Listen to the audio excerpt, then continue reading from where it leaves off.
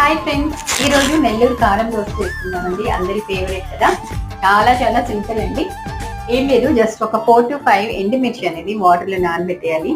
ఆ తర్వాత ఒక ఉల్లిగడ్డ ఉంటే చాలండి. అండ్ కొన్ని వెల్లుల్లిపాయలు, ఇవన్నీ కూడా మిక్సీలో బ్లెండ్ చేసేద్దాం.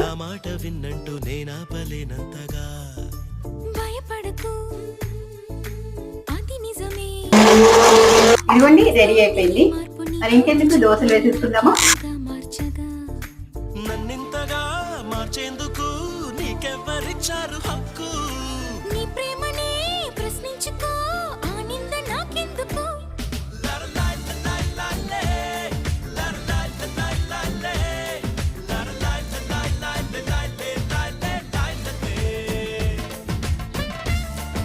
చాలా టేస్టీగా ఉందండి. ఇలా ఎన్ని దోశలు వేసినా తినేస్తారు అనమాట. డెఫినెట్గా మీరు ట్రై చేయండి.